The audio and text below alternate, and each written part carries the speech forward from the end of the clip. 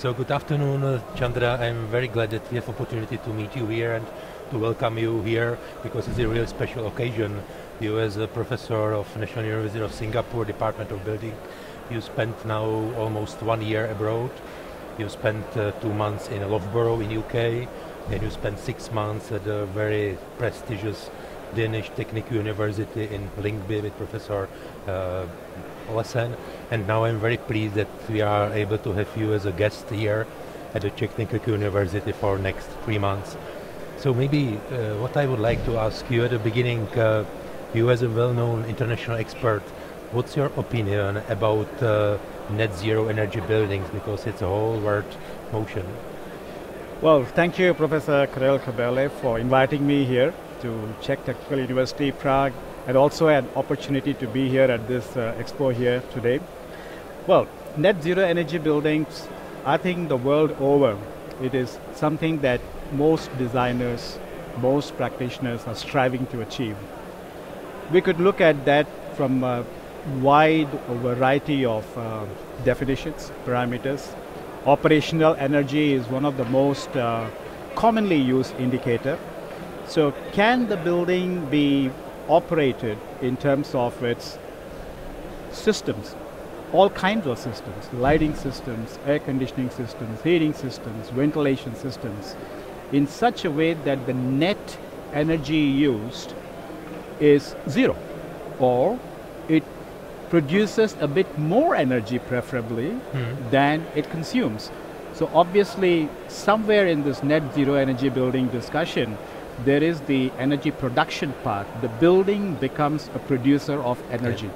And there could be so many different ways in which that can be done. There could be the wind energy, there could be the solar energy, there could be geothermal, or a whole variety of it.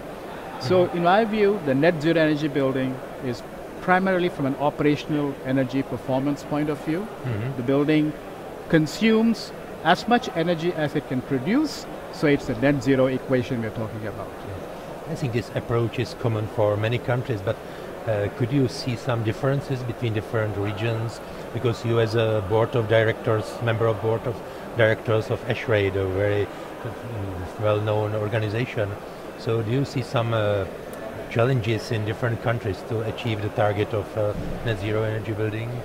Well, I guess one of the important discussion points or challenges, if you like, is always how can we as a building stock, or for that matter at the city level, how can we talk in terms of a net zero energy building profile?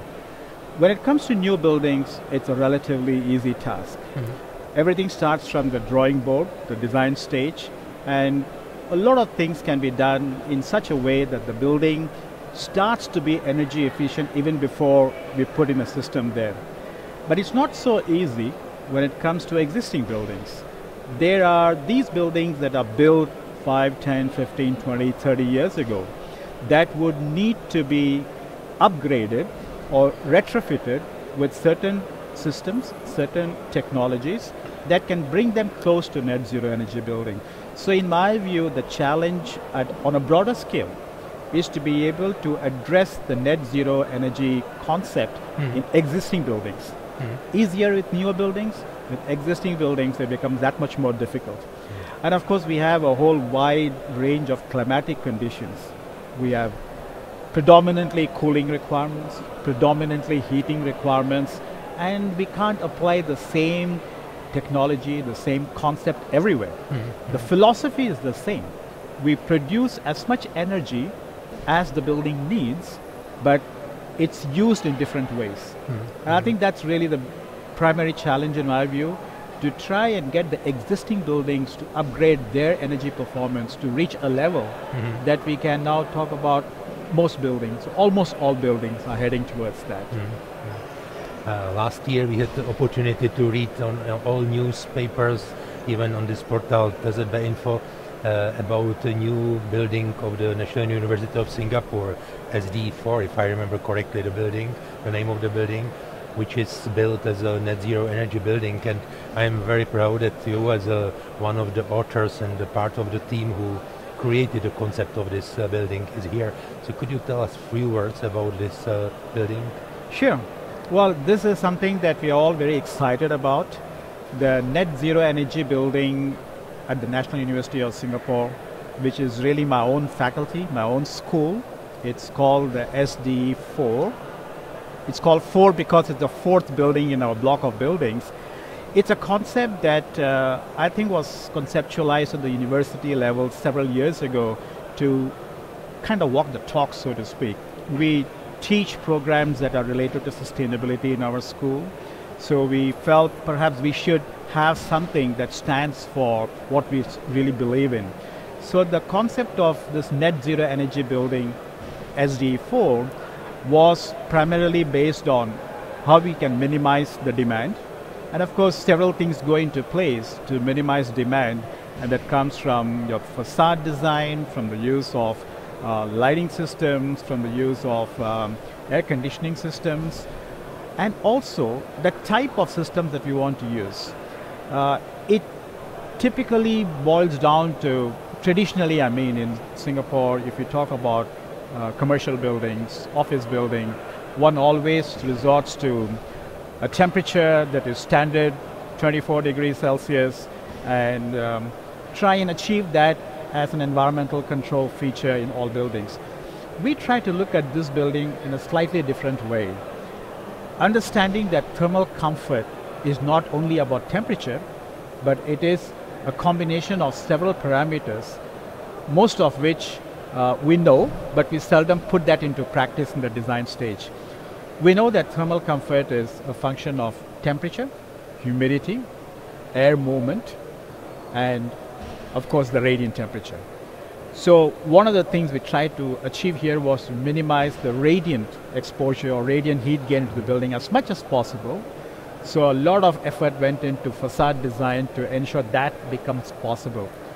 Once we were able to think about it in that concept, the question of thermal comfort came in by addressing not just the temperature, not just to keep the temperature of the building cool, but to say, can we achieve comfort in a different way? Mm-hmm. Not just cool the air, but keep it slightly warmer. In fact, we aim to have temperature in the range of about 27 degrees Celsius, which is almost, I would say, 3 degrees warmer than conventional designs in Singapore. Then we said thermal comfort uses air movement to provide that comfort to occupants. So can we combine that with increased air movement? So the basic concept of what went into the net zero energy building design was a combination of warmer temperature, 27 degrees Celsius, combined with increased air movement. And you can achieve air movement by simply moving air, fan, simple fan. Mm-hmm. Low energy consumption, but it provides that air movement. So increased air movement at warmer temperature was indeed the key to the design that went into achieving environmental control. And I think that has been installed. The building is installed with such systems. We call this the hybrid air conditioning system. And then over the last year or so, we have collected some information, some data. So our primary or preliminary results indicate that, yeah, it seems to be working. People are comfortable. They seem to like the environment when you have this slightly warmer temperature combined with air movement. And I think I would personally add another point here.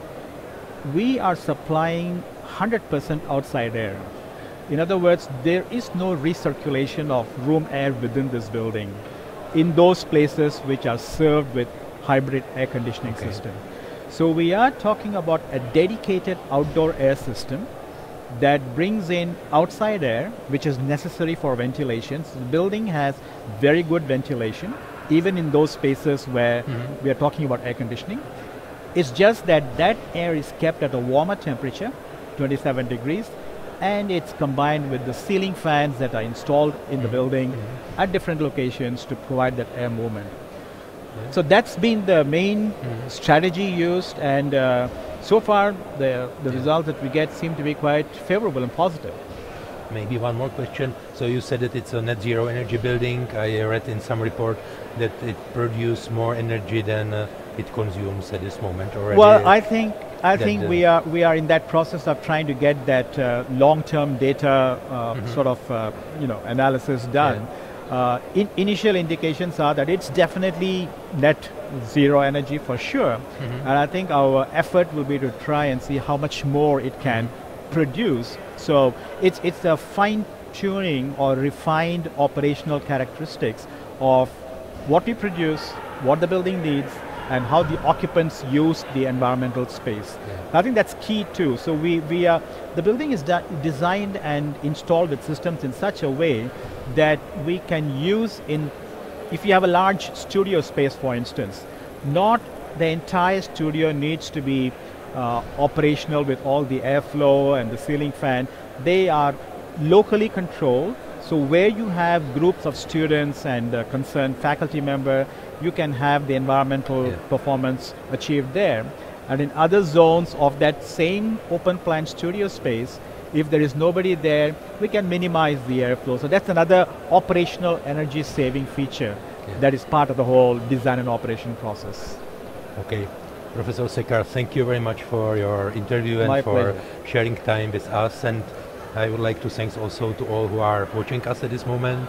A děkuji všem, že se dívali i na tuto část rozhovoru. Děkuji.